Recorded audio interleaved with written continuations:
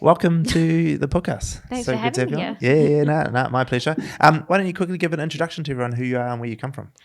So my name's Maija. I was born in Sweden, which is why my name's spelt a bit weird, and came here when I was 5, and I'm 31 years old now. I dropped out of school and started my apprenticeship to be a jockey and rode for 13 years, and then had a fall that became a bit infamous. Yeah. I can't post it. You can look it up though. Yeah. But yeah, and I broke my back in 7 places with quite a few other injuries, and I was paralyzed from the waist down, Yeah. and given not a lot of chance of that I would probably ever walk again. Yeah. And I've just been super, super lucky and been able to, just keep putting one foot in front of the other. Yeah, it's amazing. That's amazing. And as you said, people can look up the story, but what I'd like to touch on is how your social media presence and just I guess your personal brand has evolved from was there anything prior to the fall? Because I don't actually know, I haven't even looked past that history of yours. And how has that influenced everything so far? So I wasn't really posting. I didn't even have TikTok or anything like that before my accident. And then obviously I had my accident and started walking, and quite a few kind of news people and stuff caught on to the story and covered it. And then my housemate actually moved in, and she was 18 when she moved in, and she had TikTok, and she was like, she's like, I reckon you should get TikTok. And I was like, nah. And then my mum was like, I reckon you should get TikTok. Apparently it's it's getting really big, and I reckon you'd be really good at it. And I was like, nah. And then I got it, and then as you do, you get TikTok and you get addicted to it. And then just started posting little snippets of my story, and it just really, people just really resonated with it. And just people were just really inspired by it, which I'm flattered that people can find inspiration in that. So just keep doing that. Yeah, that's cool. And so it really was born out of that time, was it? And there was a lot of the initial stories at the beginning? Well, I started probably 6 months after. So I had come out of the hospital. There would have probably been some good videos if I was doing it in hospital. But so about 6 months after, and then my horse, who I had got him just before my accident and then broken him in, so just taught him how to be ridden from being a little baby horse. And so then people started to kind of follow that story line of me and my horse that my little bush pony that I bought for $2,000 just turned out to just be amazing. And just it helps that he's pretty, and then I bought his brother, and then that kind of became a bit of a storyline as well, because he's a bit of a mischief maker. Yeah. What are the names again? Panda is the older one, the kind of hero in the story, and then the other one's Slim Shady. Yeah, that's right. Yeah, of course. How could I forget? So tell me, when you started posting, when was it that it started to go off? Was it pretty early days that it started? What do you remember the moment it took off? Even kind of from the first few videos, the first few videos I posted weren't any, I wasn't very good at editing and anything like that, but I think people just find, inspiration in that, and work that into their own lives. And I'm so flattered and happy that people can do that. How was that when it first started going off? How did you respond? I mean, one thing that I had to kind of get used to is that when you're putting yourself out there on the internet, not everyone's going to like you. And I have a pretty unfiltered personality, I would say. So there's always going to be people that, especially with horses, because with horses, everyone has their own way of training a horse. And so whatever you're doing is wrong by, there's always going to be 1 out of 10 people who thinks that what you're doing is wrong. Obviously my horses are super well taken care of. I think that's one thing about the kind of equestrian community that is kind of challenging, is there's always everyone has a better way of doing what you are doing, and they feel the need to let you know about it. That's so funny. I didn't know that was a thing until there's a horse tricking company here in Auckland, and we were talking to them about potentially helping them with some of their TikTok, and they were saying the same thing, that every time they put stuff out about how they do like look after their horses and whatever, because they have a bit of like a horse hospital.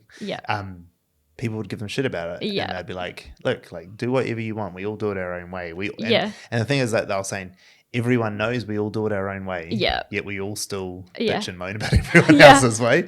Well, like a horse bit, which is like the bits that go in their mouth. There's probably 500 different versions of bits, and 90% of them are all like nice in the horse's mouth, and they work well, but like everyone has to have a better bit than or a different way of and so even people will attack you for that, and it's just like I think you kind of have to just think of it that like even my idols, so like I think Eminem, like that's why I named my horse Slim Shady. Eminem is just the most legendary person that ever walked this earth, and people hate him. Like, and it blows my mind that people can hate someone that is just so legendary. And so, I think you just kind of have to. It just comes with the territory. It just comes with it. So, was that quite hard at the beginning, or did you get over that pretty fast? No, I quite enjoy it. Yeah. Okay. Good.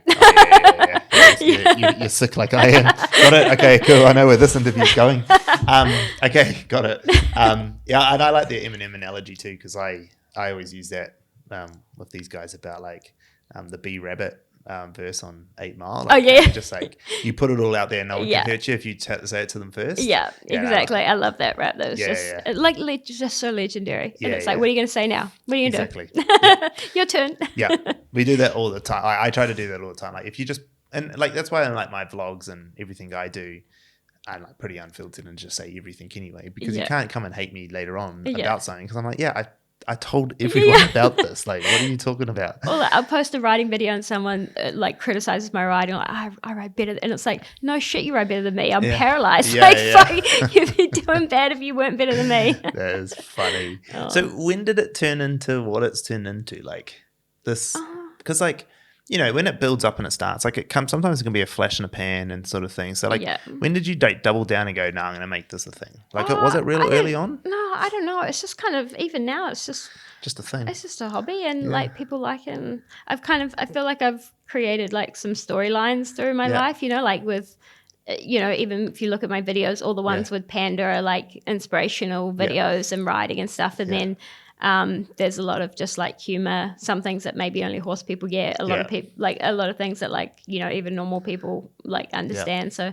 there's kind of like, I have quite dark humor as well, which is like, people maybe don't like me for that, but that's, I think you can never be successful being not yourself. I think you have to be yourself to be successful. And I wouldn't want to be successful if I wasn't being myself anyway. So yeah, I've just kind of created like these storylines, and people kind of catch on and like it. And How did you know about the storyline thing? Like, how did you know to do that? It kind of just became a thing. Like I was posting all the videos I posted with Panda, like the older horse, all the comment, everyone's like, oh, so inspirational. And like, but then the ones with Slim Shady, they're just humorous and funny. And then I kind of just built on those, and then so it just by happenstance it just happened. Like, you didn't really plan for it. But now, right? Because the way you've spoken it that way since you started speaking. Like, you think of it that way now. I do, but my horses make it very easy, because one is very, very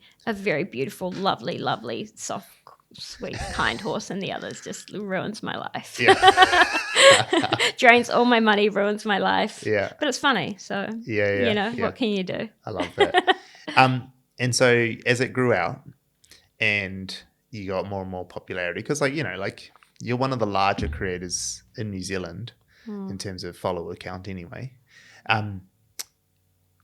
When it sort of crossed the threshold, did things sort of start to change for you personally? Like, were you getting more attention from media? Were you getting more attention from people like what was happening in your life at that stage? Like a little bit, like at the supermarket, people like sometimes people used to be like, oh, my advance, but now they're just like, oh, you're Slim Shady's mum.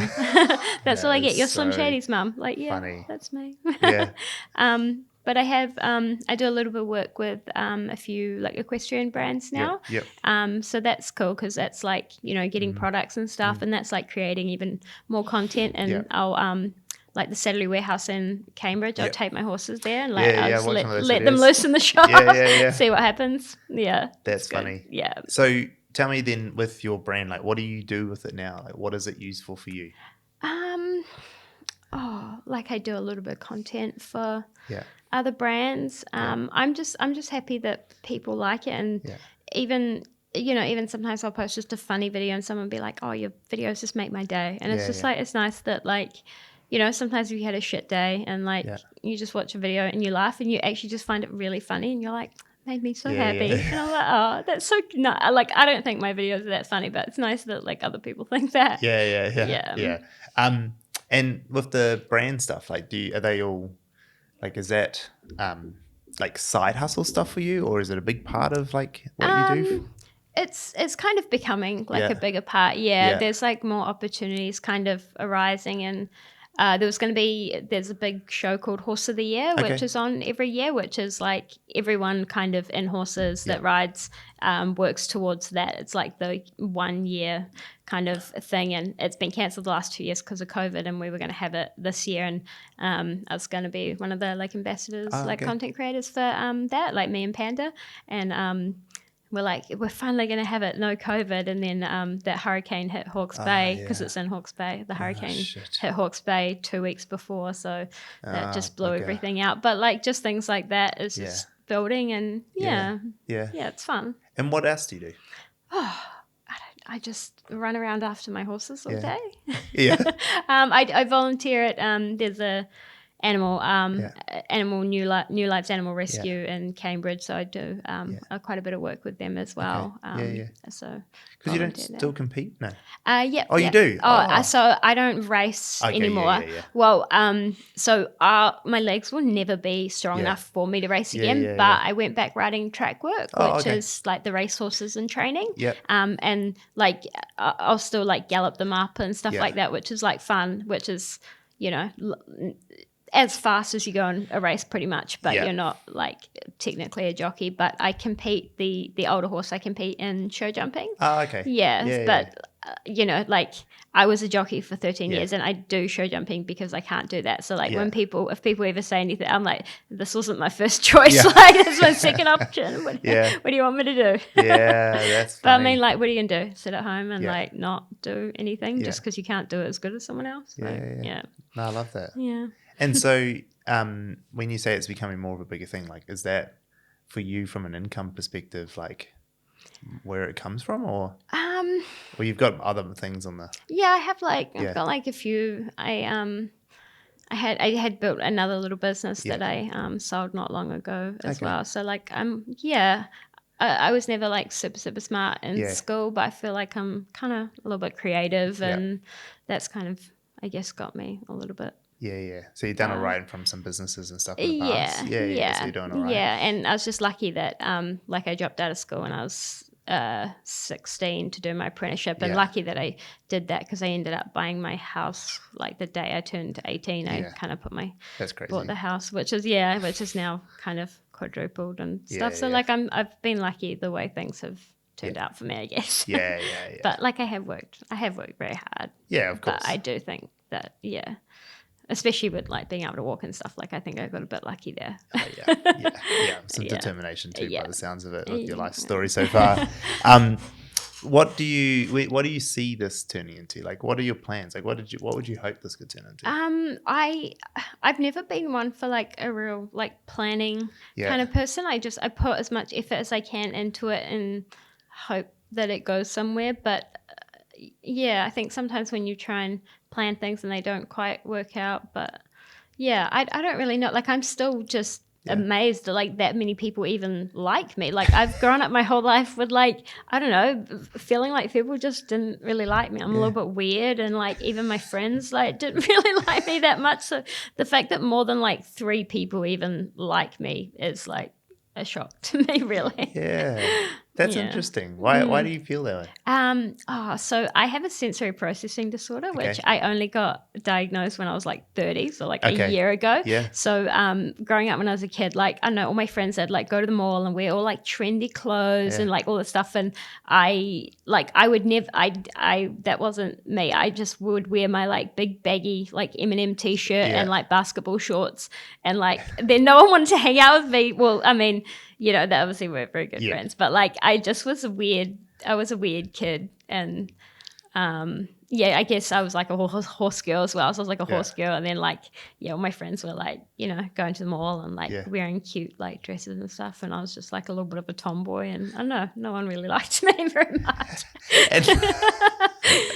That's hilarious, but like not hilarious for you not having friends, but like hilarious that you think that way. Oh yeah, well I was the only child as well, so like I was pretty lonely. Yeah, I was like, oh, these horses are cool. They don't think I'm weird. Like, so I guess I started riding the racehorses when I was like pretty young, and then my whole life kind of just revolved around like horses, and I got my first pony when I was like 12 or something, but I had to, only because the racehorses kept bolting on me.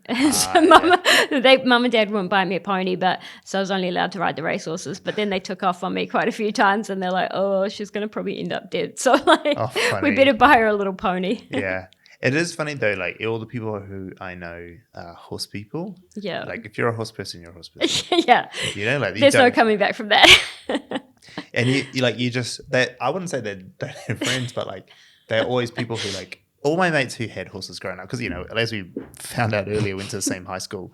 And, like guys who lived in Karaka or anything like that, like they all had horses. Yeah. And if they had horses, that's what they did. Yeah. Every day. Yeah. Every weekend. Yeah. You never saw them. They never came to parties. Yeah.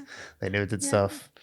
And so I think that's quite a normal thing for horse people. I remember we were doing like cross country one time at school, and there was a cute boy that I liked in my class, and he was like running ahead of me, and in my head I was like, I'll go past him, but I'll canter past him. So I cantered past him like a horse. I was like, yeah, that'll make him like me. So like, if you're wondering why people don't like me, that's probably why. That is I was like, that's how I'll impress him. Yeah. Hanging out with horses too much. Oh, I love the way that my horse canters. I'll canter for him. That is so impressive. I love that. But like now, like with the people, like how does that make you feel when you do? Like, because I've read your comments, because before we asked you to work on that project. Oh no. Like you're right. Like you've got heaps of people who are proper fans. Yeah. Like and love your shit. Like they love it. So how does that change your perspective? Because it doesn't sound like it's changed it a whole lot. But there's like literally 850,000 people who love it. Yeah, no. Sometimes like I'll look at like a stadium and I'm like, there's like 8 of them, and they're like all those people like. I'd like to think the majority of them like tolerate me or like me, but like I feel like some people don't like me and they'll follow me just to see what I'm doing. Yeah, but I also think that like when you're at this level, there's probably a million people who like your stuff but just don't follow as well. Heaps of people don't follow. Yeah. Because you know that, because then you'll get videos that do 1 million or whatever. And, you get them well over over above. It's the shitty videos that do the best too. Yeah. Like there was just one of me washing my horse, and it was just funny because I spent ages watching him, and then I put him out and he rolled straight away, and I was like, that's not even funny. And then it got 36 million views. I was like, yes, I've seen that one. Why? Yeah. Yeah. Why? That's it. See, and see, it's stuff like that, which like when those videos that blow up, they like, it shows you that there's more people that actually like you, just people who should follow you. Some people are like, oh, I thought I was following you, but I think because if they interact, it just keeps showing you. Yeah. All the these actions are performed by professionals. Oh yeah, that's so funny. Like, oh, are you sure? Kind of gets a few of those, eh? Yeah, he just gets them removed when he does tricks on his skills. Oh, I had too many removed. They banned my account. Oh shit! A couple months ago, I had too many violations and they banned it, but I got it back. I think all my followers just wrote in and were like, "We're not happy about this." Yeah. And then they gave it back to me. That's good. I was like, "Sweet." Yeah. It's good that there is a They probably don't want me to say this out of camera, but I don't give a fuck. Keep this in. But there is at least a TikTok presence here now that you can contact. Yeah. So that's fine. They don't like it when I talk about them on camera. There's a building to burn down if they ban it. I'll know that. Yeah, exactly. We know where they are. Yeah. I probably shouldn't say where they are on camera. They're gonna get fucking in heaps of trouble. So that's really interesting, like that dynamic. Like, do you really feel that way? Is it just because your whole life that you felt that way, and even now you think people still Yeah. You just think it's a bit weird. Well, I am a bit weird. Yeah. Yeah. But I think that's probably why they all follow. Maybe. Because heaps of people feel like they're a bit weird. Yeah. I mean, you just go walk out that door Yeah. and ask these fucking creatives in my team. Yeah. Every single one of them thinks they're a bit weird. Yeah. You know, they're all like that. Yeah. So I think that's probably why, right? Like they gravitate towards it. Yeah. Maybe. So tell me then, you don't really plan anything, but like, what is some of your driving motivation to keep posting? Actually, one goal. I really want to go to the Paralympics, but so I do show jumping, which is like the jumping over poles. At the moment, they only have para equestrian for dressage, which is dressage is like the dancing in the circles. Pretty horses dancing. And it's like to be fair, it is very hard. It is a lot harder than it looks. Like to be fair, I think jumping is probably easy. But there's not enough para show jumpers in New Zealand to even make like a competition, let alone like a team. But they are going to the next Olympics. They are going to introduce show jumping into para. So hopefully that kind of brings out like enough people to make a team. But I would love to be able to do that. So the ones in the one Connor wants to go to. The next ones. 28. Yeah, that's what I'm saying. 24. So the next one's COVID kind of messed up.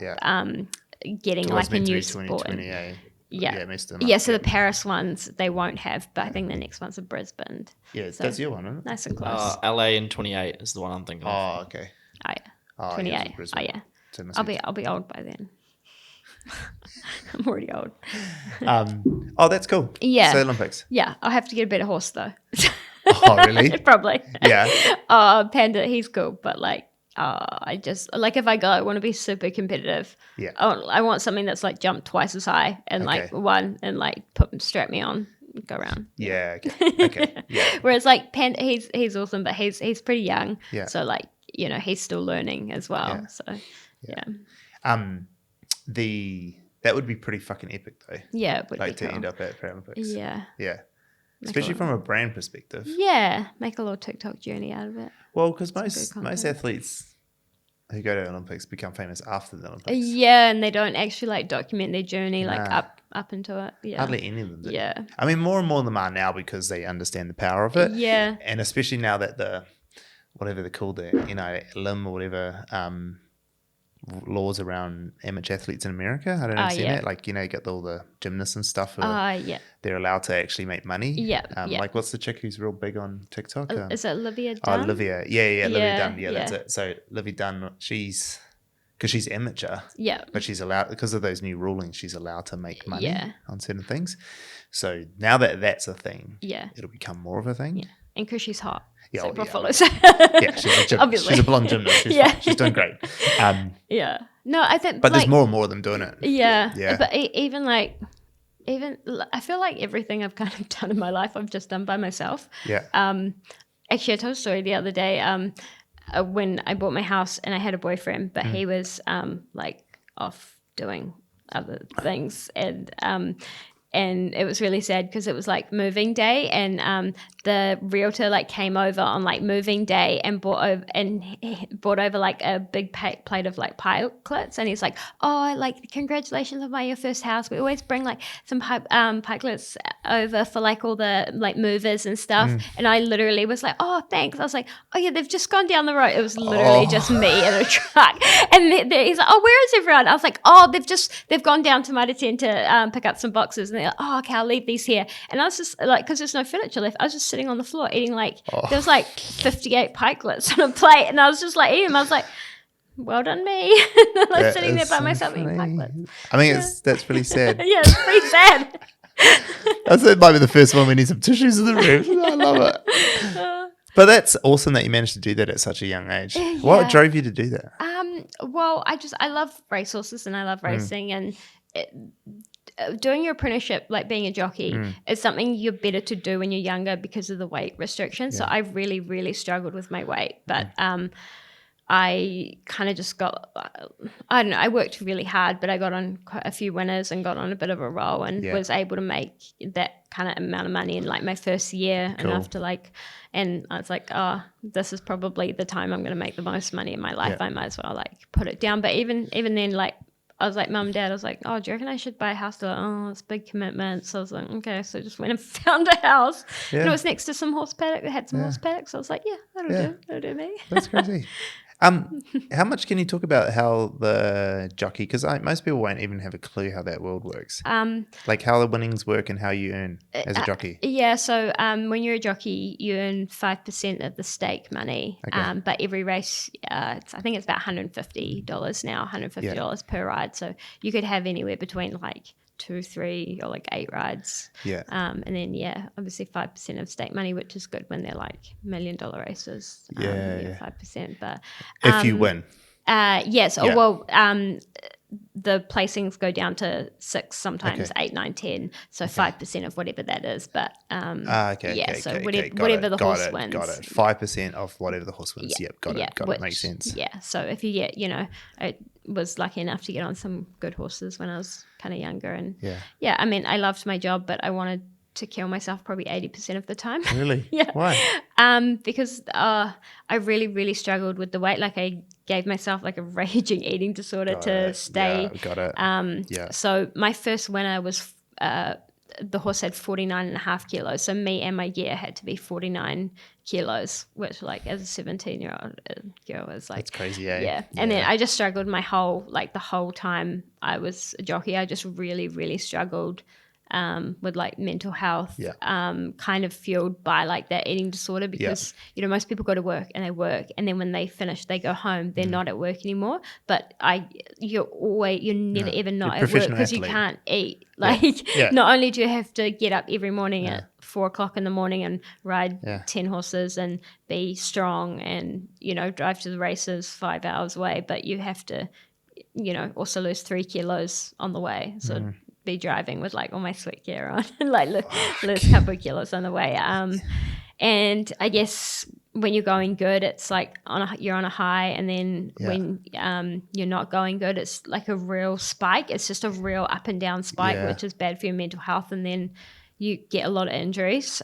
So when you're out injured, you have nothing to do, and you just have to wait, but you have to also keep your weight down, so you can't even let yourself get heavy. But like you can't exercise because you've got a broken leg. So yeah, when I had my accident, everyone was like, oh, you're going to be in a wheelchair for the rest of your life. They're like, oh, that's terrible. I'm like, yeah, but I can eat Tim Tams. No one's going to yell at me, because it's not even the fact that what I couldn't eat. It's I would go to the track every morning, and every single day I'd get comments from just trainers who think it's funny, like, oh, what way do you go to ride today? Oh, you better not eat that. Oh, don't eat that, you'll get fat. Or like, or if we come back from injury, like, oh, you're looking a bit fat. Like, but it's just normal for them to say that. And could you imagine in like, any other job, would you walk up to a lady and go, oh, you're looking a bit fat today? I know. But it's just normal. And, that's crazy. I'm not going to kill myself because someone said that, but it's just every little thing just like builds up and builds up. And then it's the stress that you have to be that weight. And if you're not, you go to the races and you get fined. Like you get $1,000 fine if you don't make weight. You get taken off that horse, so you don't get to ride that horse. Those owners are then angry at you that they've taken their horse to races and they've had to get another rider. And so it's the pressure and the stress as well. Crazy. So yeah, that's crazy. Yeah, and I was also in like a pretty bad relationship at the same time. So like there was just so many things that were just really, really hard to deal with all at the same time. So when I had my accident, I was actually like trying to get hurt. I was like, I would love to just get hurt and not have to have all the pressure. I was like a way out. Yeah, because you can't just be like, oh, hey, everyone in the industry, I'm just not going to ride because I can't deal with it anymore. I'm just going to take a break, because then they're like, oh, why? Oh, your weight. Oh, when are you back? And it just like eats at you. What year was the? 2018 was my fall. You know what I'm thinking? It's like, I'm going to ask my dad this question. So my dad, right? So my dad's like typical Kiwi bloke. Yeah. He's like massive into horse racing. Yeah. As they all are. He's never been good at it. But his thing is that he punts he always backs jockeys. He doesn't care about horses. Like he's always like, a good jockey can take a bad horse to think. That's a thought. Okay. That's just his thought. I'm not saying he's right. Okay, I'm not saying he's right. He's not wealthy because of it. Let me tell you that much. Not doing well. But as you're talking, I just remember thinking that like that's where I've seen your name before in his little black book. Oh yeah. He's like, my dad's like the guy who goes to the pub Yeah. and everyone's like, Lester, give us your black book. Yeah.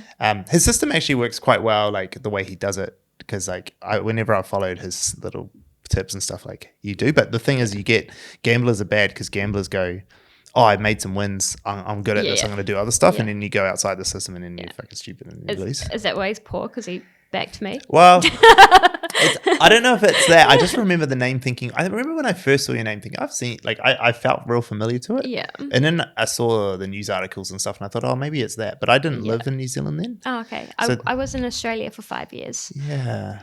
Maybe it was. Yeah. Anyway. Yeah. I'm going off topic here. I have to ask my dad if that was I have to go check all the emails and see whether or not. But what I was going to say, I went off topic and completely changed the subject there. But when it all happened, like that time, that period of life, like how did you push through? Like it seems fucking insurmountable for I didn't do it well. Yeah. I mean, you made it through. Well, just. Yeah, but. Not. Yeah.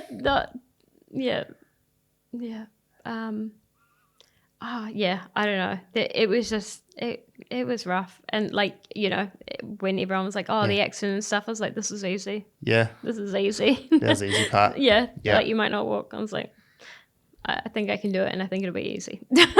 And how has it been since the accident and back? Like how's life? How's it compare? It's good. Like, I'm happy. I'm a lot happier than I was. I think, so my dad's best friend was in a wheelchair he fell at the exact same spot that I fell on a racetrack, and he was paralyzed, and he was completely, he was quadriplegic, so he was completely paralyzed. And my dad's like very, very best friend, he was a jockey and he had lots of friends, and when that happened, none of his friends ever came around and saw him, and dad wasn't even really that good friends with him when he was riding, but after that he would go there every single day and like just watch races and stuff with him, so he became like a family friend.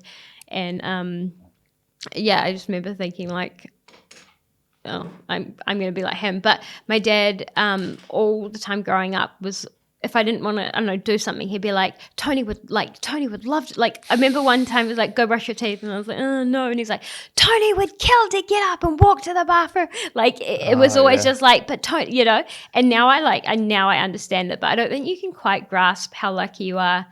Yeah, I don't know if you can quite grasp until it's actually taken away, and then, but like to have it taken away and then get it back is like such a blessing, because you know what it was like you lived in a wheelchair, and it's like being in a wheelchair. You know, someone might break their leg and they're in a wheelchair because they can't use their leg for 6 weeks or something, but it's not. You know, even then you can like get up out of your chair and move to other chair. But you know there's an end date. Yeah, exactly. You know there's an end date, and you know you can still feel everything, but to be actually completely paralyzed is just, it's just like, it's crazy. Like you can't even get from your chair. Like it would take me 2 hours to get dressed and into my chair every single morning, like to get showered, like get in a shower chair, transfer into a shower chair. I had a hoist as well that like hoist me into the chair, just the whole routine would take 2 hours, and now I literally just roll out of bed and like I'm like ready for the day, and I'm just like so happy that so everyone's like, oh, you got such a good attitude.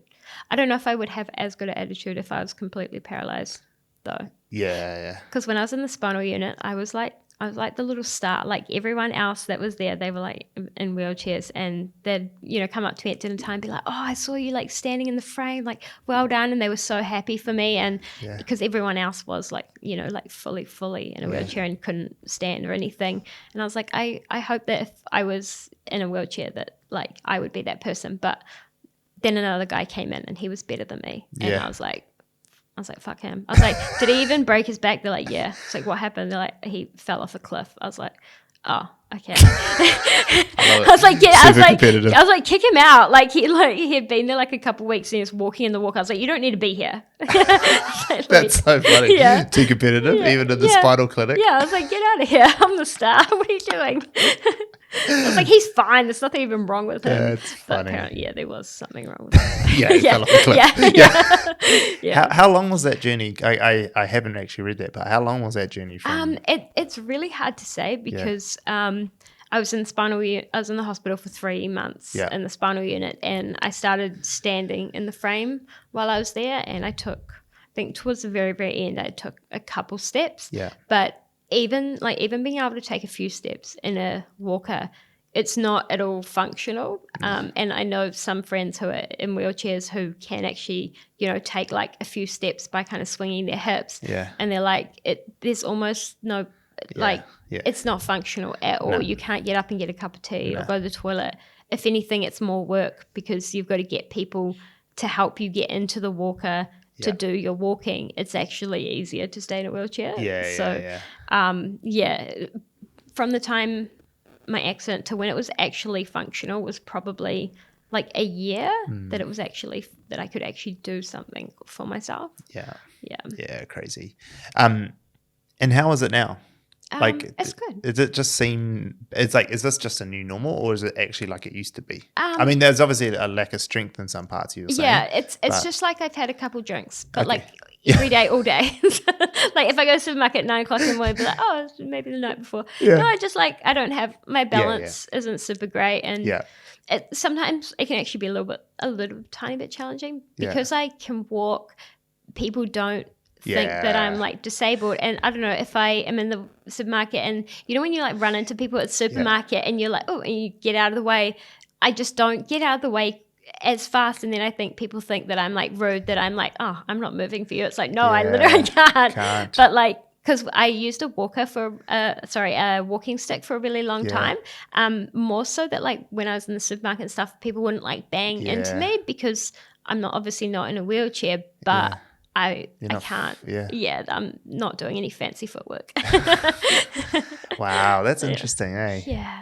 I was going to touch back on that like eating disorder part, and I don't know I don't really want to dig into it too much, but like I find that real interesting because I actually know, like now that I think about it, I know a lot of horse people and people who were training to be jockeys and things like that from Australia actually, up in Sunny Coast that I knew that now that you say that, like they all had eating disorders. Like my ex-partner's sister, who was real big into horses, like a horse person like you, like a little bit weird and real dark humor. And but she was the same. She was like, there's a period of time there for about a year where just was doing real weird shit, like the way she was trying to, because she was cutting weight and just doing all sorts of stuff. And like that was a thing that they had to do. Like as well, the thing that like makes it not comparing them at all, but like having an eating disorder, but on top of that, it's not just you don't want to eat or you can't eat. It's also you can't drink. Like you're so thirsty, and you'd go to the races and you're 3 kilos down, and people are like, oh, you must be so hungry. Not hungry at all. I'm thirsty as fuck though. I haven't had anything to drink in 48 hours, and you just like crave like just like soda or like sparkling water, and you like. If I was going to have a drink like the night before, because I'm like so dry, and I would have to put it in a glass, and I put like, a centimeter in because I couldn't drink from the bottle. Because if I drank from a bottle, I drank half the bottle because you just can't stop yourself because it's just that like instinct that you just need fluid. So crazy. It's not even not eating. It's actually because when you lose 3 kilos, like, 80% of it is water weight. So you're getting rid of all that water weight. You're super dehydrated. And that's why you see when jockeys come back in and they try and interview you and you can hardly talk because your mouth is just like so stuck together, but you're out there like competing. It's like it's hard work, but just the stress that you can't not only eat but you can't drink for like, okay, I've got to ride 54 in 2 days, so the next 2 days I can't drink anything, and that like it's like a panic, like stress panic. That's mental. Like, it's mental. I don't know why I did it. No, but that's mental because like even like you try to compare it to other sports, and the only one I can probably compare it to is like bodybuilding. Because they do like, the same. Or like UFC where they don't because they cut weight the day before. And then they eat the night before. And then they carb load. They don't actually fight it that way. They put on 7 kgs every night. They don't do that at all. They do cut that day, and it's pretty messed up, but they recover fully by the next day. And they're so good at it now that, well, if they've got good trainers, they cut right down but in a way that they know how to bring it back in 24-hour Yeah. period. But like bodybuilders are probably the only one who's close enough. Yeah. That because they have to compete. But you would be like a whole day of racing. Yeah. Well, the thing is as well, like, there's been a lot of bad falls lately. Like, I've actually had quite a few friends die from head injuries. Shit. When you are that stripped of fluid, you don't have your brain fluid. You're taking brain from your brain fluid. So if you have a bad race fall, which like you get like fucked up. that's you can die because you don't have enough brain fluid to protect your brain if you have a bad fall, which is like, that's so fucked up. Yeah. So I've had a couple of friends. That's just another thing added into the mix of like, I'm making it sound like it's the most awful job in the world, but like it was the best job ever. But there's just so many things.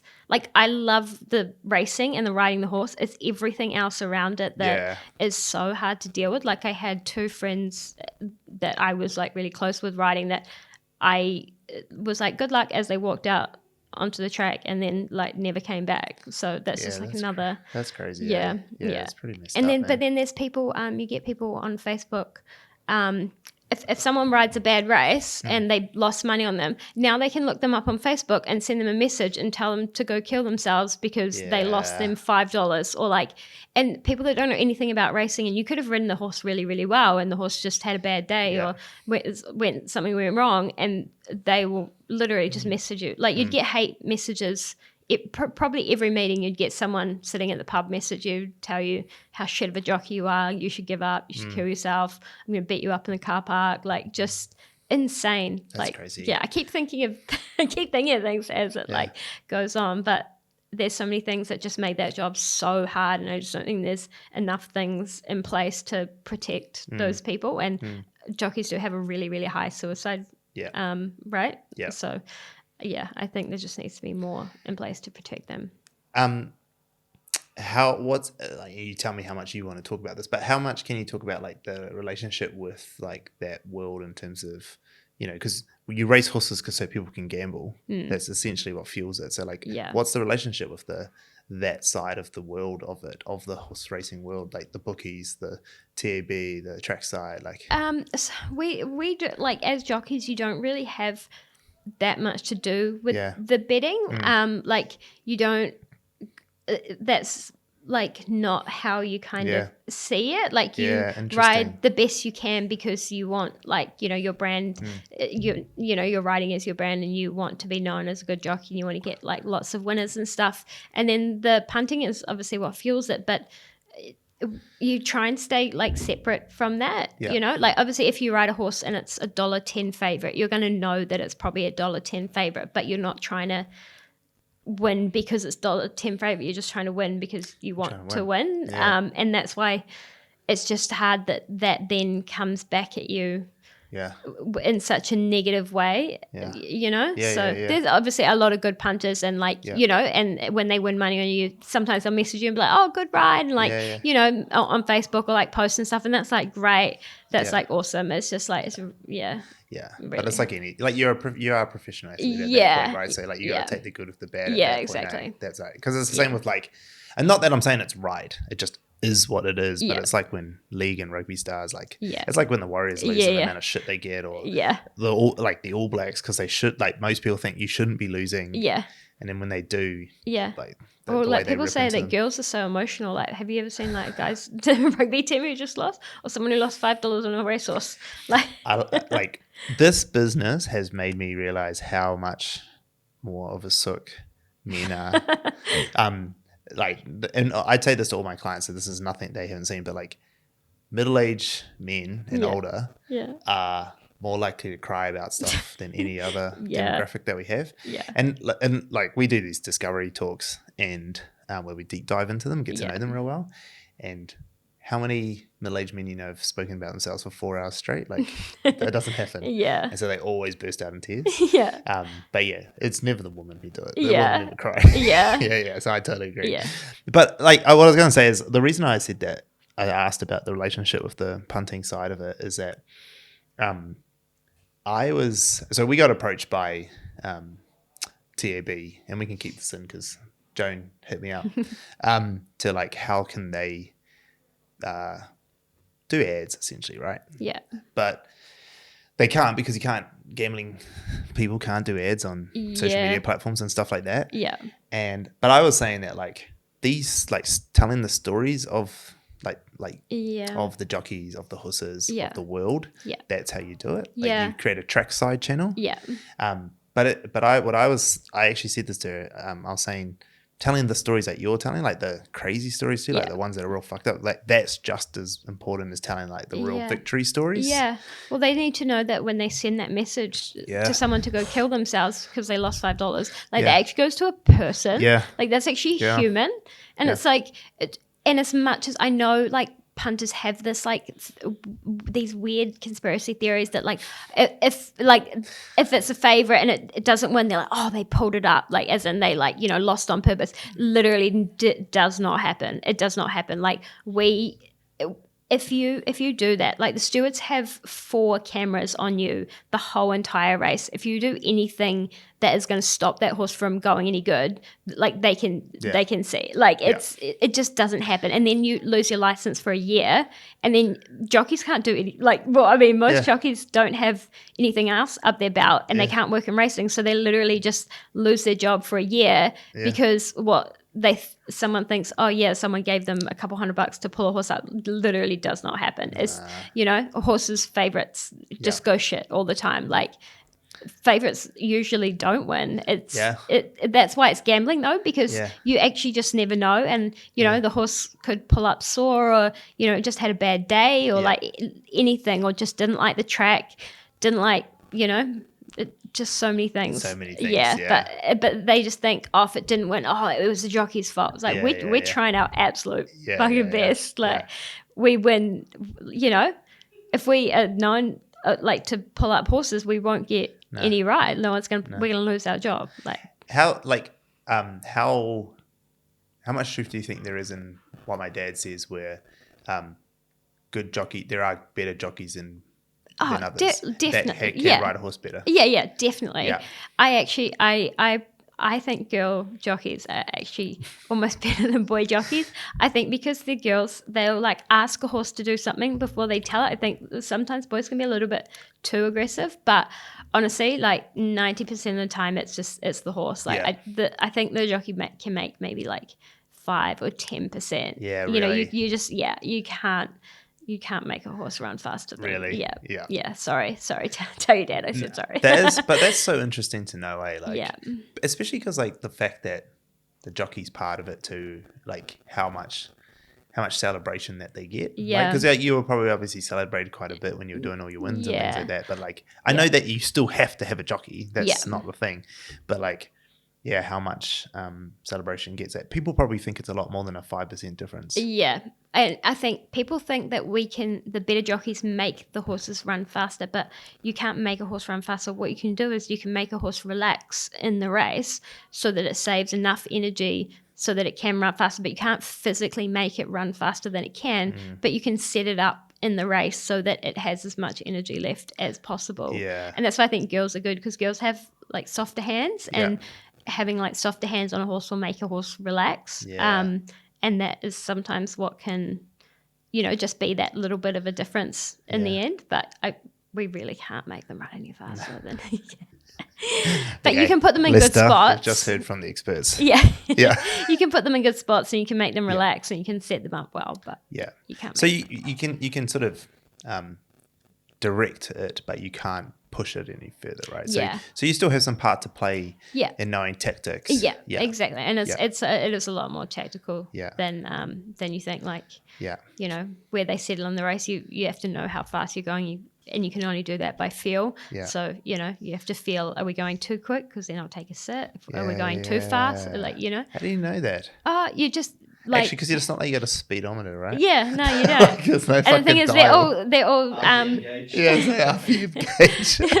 I wish. No, and they're all different distances. So obviously, you go faster in a 1200 than you would a 1400, 1600. But you just get to learn the speed and what it feels like. And sometimes you think, oh, we're going too quick, and then you'll take a sit, and that can be the winning move. Or you think, oh, we're going too slow, and then you'll see a horse take off around the outside, that's because someone's gone, oh, we're going too slow. And then that could be the winning move. So you can't actually make them run faster, but you can set them up tactically. So there probably is a little bit more than 5%, 10%. No, I think that's tactics. Yeah. Do you think just what is that just you being a little bit like not as confident with your own abilities maybe? No, I didn't know. And especially in winter. So in winter, the horse that's the fittest and handles the wet wins, it's a lot less tactical in winter. Yeah. So it's really just like fitness. Yeah. And, horses like different tracks. So the horse that likes the wet track and is the fittest usually wins. Yeah, okay. Yeah. Interesting. Yeah. Okay, I'll get some tips here. There you go, Dad. Go see him at the Rocket Mall in Rotorua. Awesome. So, as we start to wrap up anyway, we went on a whole different tangent today. We didn't even talk about the creator economy, which is what we usually talk about. But I was fascinated by that sort of stuff because I'm fascinated. We haven't had a lot of creators talk about, one who haven't come from some place in the past where their mental health was a thing for them. Yeah, with you did the jockey, and then where you've got this place now. I think I find it real interesting that I still am real interested that you feel that there isn't a whole bunch of people here who love you. I think they like my horses. Yeah, but you know what? That's a good. I like this. So people do the same here with us. There will be people will say stuff about obviously Joni gets a lot of attention about the other guys in the team and things like that. Yeah. And you could think that, oh shit, I don't have anything. It's all the guys or it's all the team. And before Joni, it was other people and whatever. But most people are smart enough to know, well, yeah, we do love Joni, but we only love Joni because she's been given a chance by Stan or whatever, right? And so it's not that one makes the other one, but they know it's a team. Yeah. And so it's the same here. Yeah. You know what I mean? No one thinks. Yeah. Well, it's kind of like me and my two horses were a little team. Yeah. Even I felt like I've done a lot of things by myself. Even my mum and dad they don't really think it's real.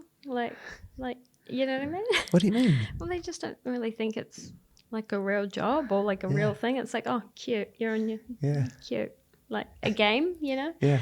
A video game. How much can you say about your earnings over a year from this? Oh, not much. But it's something though, right? And I get a lot of really horse gear and stuff is really expensive, and I get sent heaps of stuff just to wear or try out and stuff like that, which that's cool. That's fun. Yeah. Because it isn't nothing, right? It is decent amounts. Yeah.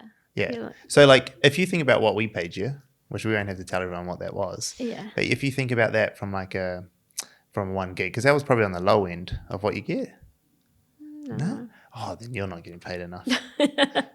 Oh, you're definitely not getting paid enough. Oh, we should have started here. Then you're definitely not getting paid. Is it really not? Is it about normal or high? Higher. Really? Yeah. Oh. But I do. Is it a part two? Fuck. We have to dig into this right now. Is it really? Yeah. I would never have thought that at your follow account. Oh, thank you. You don't have representation, eh? We need to introduce you to Tony. I do. I do a lot of filming with Silly Warehouse, and they have the Cambridge store, but I'm starting to do all of Silly Warehouse now. But the Cambridge store, it's so fun there. There's some the girls. The only reason I can make such cool content out of there is they have such cool products. They have such a cool group of girls that work there and film with me, and they're all funny. Even the boss, she's hilarious. We're all just funny, and it's I'll have an idea and we'll just be sitting over dinner and we'll be bounce the idea, and then we get better and better and better, and now we have just all these really fun cool ideas. I do all these giveaways on their page, and we do fun stuff to do it's just it's fun. It's I love my life now. My life is so much better than it was. In the salary run, you should keep doing that, because I've watched that content and it is hilarious, and you should just keep it like that. But other brands.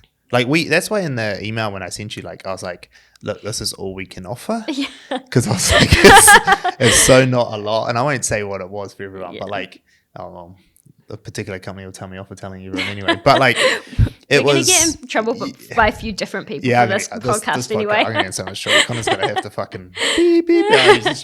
No, but I reckon that's on average for a account your size, what we paid you was for what you did to the effort you went into was probably like a half or a third of what you'd usually get. No. Yeah. There's a guy. Do you know? We should introduce you to Tony. Okay. From No Sad Cowboys. Has he contacted you at all? No, it sounds like a fun time. Yes, though. Exactly. So he's based in Wellington. He's actually a really good dude. So he used to work for another agency. He's gone outside of Zone 1 because he realized that the agency world was like not doing right by creators. Oh yeah. And so he's gone out and done his own one. He's a good dude. Yeah. Real good dude. We should put you in contact to him because he will race this up real like you I probably shouldn't talk about too much stuff, but like you'd end up making like on a profile like this, you'd be doing 5 or 10K a month. Yeah. I just like to have a fun life, and I don't really care that much about money. No, I know. But like, you have to make money to live. I know, but like, it's just I'm just so happy that my life is just so fun. Like what I get to do. Like I got this little like van, and I can live in it, and I put my horses in it, and I can just go drive anywhere, and I can make content. I'm like, that's my job today. It's like people I would drive pay down you to do that. People would 100% pay you to do that. Yeah, but like what I'm doing now, I just like love the people I work with and stuff. No, that's fine. Like you don't have to. Like it's not always all about money, and you don't seem like you're in a position where like you have 2 horses, and everyone knows how expensive horses are. So like you don't seem like you're in a position where like money is like a big thing. But like, and I wouldn't say to go to Saddlery and be like, give me more money, because you obviously have a lot of fun with those guys. But like. When other brands come and talk to you, or if you want more brands to come and talk to you, because you can't just like pump out heaps of brand deals because then your account looks shit too. Well, I do get like a lot of DMs from companies, and sometimes they're just like, some of them are not even relevant at all. And I'm like, what would I want my page to keep being, like fun and like dark humor, and then like the storylines and the horses and inspirational stuff. And it's like, I put like a few things in there, but I don't want it to be overrun. And I see quite a few other accounts that like have started blowing up, and people obviously DM them as well. And every second video is an ad, but like they're trying to work like, they're trying to work like skincare and like to like a stable. They're like, oh, when I get back from the stable, I love putting on the skin. And like, it just like doesn't, it's like, they just paid you to say that. Exactly. Like, and I would never ever like promote something that I thought was shit, or like if I actually love something, like there's a few things that I promote that help me, because a lot of horse riders have injuries, and I have quite a few bits of gear that are made for like specifically to help me ride with the injuries, and those are the things that I do promote quite a bit because. And then I get so many people like, oh, like I have this problem too. Oh my God, this would help me. And like, it actually just helps people. And I like doing that. And I don't want to promote things that I don't find value in. Which is smart. You don't want to do that. Yeah. Taking too many brand deals is just as bad. Like you would make more money, but like, then what's the point of your page? Yeah, exactly. You don't want to do that. But you could get ones that are really aligned for you that would pay you quite good money to do stuff, especially in yours. Yours is so niched. Yeah. Like so niche. And like, let's be honest, you've got like quite a wealthy niche. Yeah. Because it's not, horse racing's not something you find people in Manadua doing. Like, like where I'm from. And like that's we would Slim Shady. Horses. Slim Shady, he makes the best billboard. I use him for my political views. I just like, I'll write like stuff on him in glue stick, and then like I'll go get him to go roll in the dust, and he stands up, and it's like, I've done like that. Like he's just the best billboard. I love it. Like I can't write him, but I'll just rent him out as a billboard. That is so funny. I love it. I think we do need to do part 2 where I actually talk about creator economy stuff. But I'm definitely going to introduce you to Tony. I think you should. I think you should have someone who represents you, because as someone who's trustworthy. Yeah. And so you don't want some dickhead. Yeah. Like there are a lot of people who just scam people out of money in this industry, but there are some good people too. Yeah. Thank you. That's okay. Thanks for coming on. Appreciate it. Cheers. No problem. Thanks for having me. Awesome.